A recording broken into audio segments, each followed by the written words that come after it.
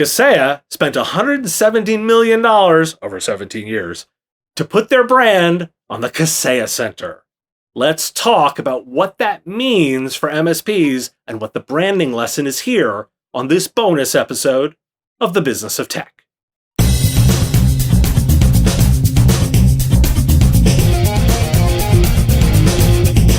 Kaseya has purchased naming rights for the Miami-Dade Arena, home to the Miami Heat, in a $117 million deal over 17 years. Why did they do this? Well, let's take to their public statements. To the channel community, here's the statement made to Channel E2E.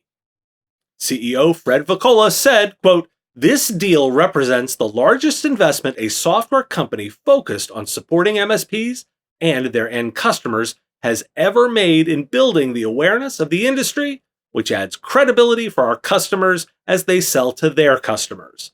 Beyond the awareness that this deal brings to the MSP industry, Kaseya customers will get access to unique experiences as the company hosts special events and other activities at the Kaseya Center in the future. Additionally, Kaseya will work with MSP customers to provide access to their end customers for similar events and activities at the venue." But to the local Miami community, of which Kaseya, and most importantly, Fred Vicola, is a part, the answer is about the local community. In fact, he did an interview with Axios. Here's a quote. "While I recognize that Kaseya is not a household name like previous sponsors, I want the people of Miami to see that Kaseya is truly dedicated to making the community a better place. As Kaseya continues to hire more locals and give back to the community, I hope fans can see why Kaseya was the right choice for naming rights." Now, let me observe that this piece isn't a criticism.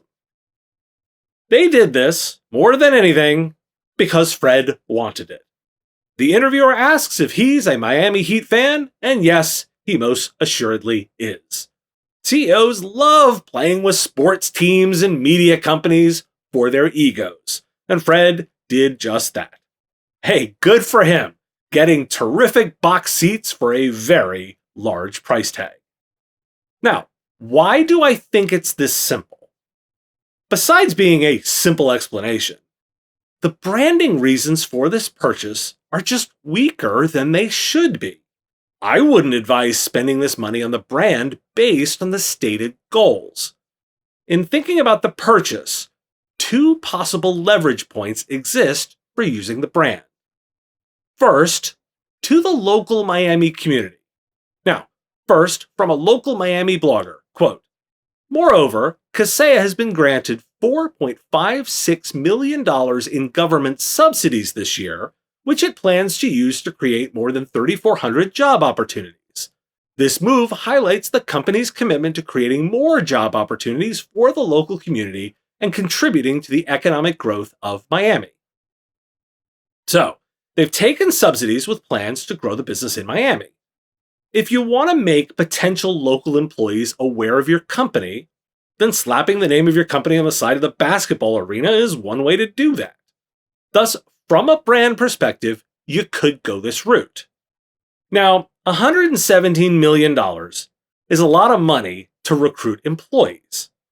And in IT, frankly, you could build an incredible education system for training the people you need with this amount of money. That's why I think this is simply something Fred wants, because the second branding reason is even weaker, and it's the one to the channel.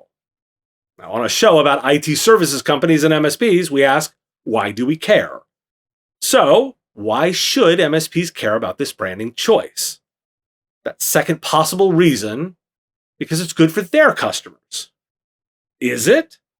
To answer that, let's consider why branding matters.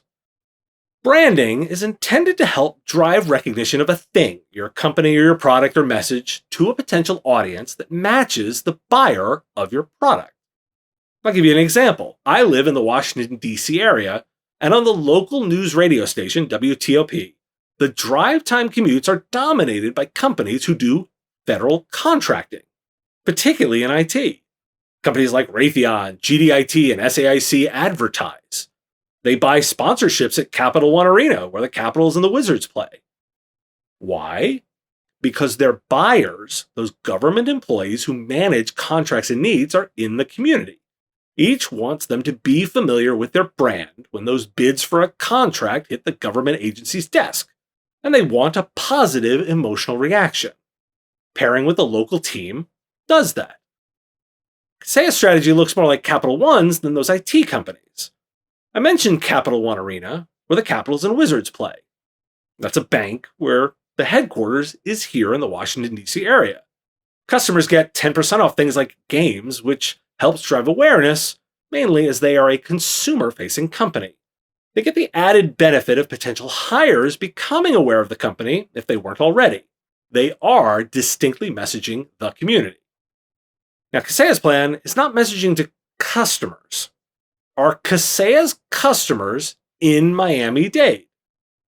Sure, I bet some are, but all of them or a lot? Clearly not a majority. A significant portion of the company's revenue is international, and while I see the NBA is growing in popularity, that's not how you brand to them. This isn't about picking on Kaseya, despite the popularity of doing that within the community. I want to talk about the use of branding. Now, bias alert, I sell branding. What do you think the advertisements in my show are? Branding. The concept, I match the audience, those IT services companies and MSPs interested in the space, with advertisers who want to deliver their message to that audience. It's the very definition of branding. And it works because of targeting. The same reason that I can sell advertisements on my show is the reason that those government contractors buy ads in the Washington, D.C. market versus, say, Atlanta or Miami, because the audience is there.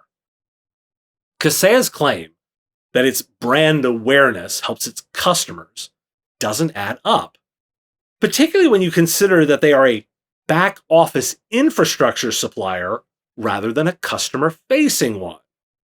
Their training group, True Methods, teaches that you should sell the complete package and your brand.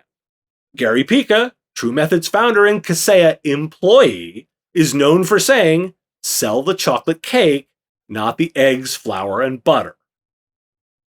Kaseya's reasoning to the channel is just bullshit. We care, however, because the common thinking is that those delivering IT services are bad at marketing. Let's not confuse them with bullshit branding ideas. Kaseya is free to spend its money any way they want. Let's just call out the bullshit. The because of our customers reasoning just doesn't hold up to scrutiny. Now, if you're in IT services, you should be investing in marketing, and as part of that, brand awareness. You need to do things that make your brand recognizable and relatable to potential customers and do it regularly. It's not one and done. It's an ongoing effort you must continually invest in. You should observe the failure of targeting made by Kaseya to potential customers and be very thoughtful about how you spend your branding money. You don't have $117 million to burn on good box seats. Where does your brand need to be to reach the people who will buy your services? The more specific the answer, the better. Anyone with money is always a weaker answer than, for example, doctors who own private practices with regional reach, or association executives looking to grow membership, or leaders of manufacturing companies focused on leveraging automation. Where are those people? Spend your money there. Thanks for watching this bonus episode of The Business of Tech. If you like what you heard here, hit that like button and hit subscribe. It really helps, and I appreciate the time that you do that. Additionally, if you want to have a conversation, write something in the comments. I read them all, and dialogue is the point. I don't necessarily claim to be right. I do want to make sure that we've engaged correctly. If you really like this content, you can find it daily on the Business of Tech podcast. Go to businessof.tech, click the big blue subscribe button, and find the podcast on whatever podcatcher you like to listen on. It's available on Apple Podcasts, Spotify, Google, or wherever fine podcasts are found. And if you want to help with the content delivery and want to get access to things early, I've got a Patreon. You can support me directly. Go to patreon.com/MSP Radio, and it's give what you want. You set the value of the content and help me make this kind of delivery on an ongoing basis. Thanks for listening, and I will talk to you again soon.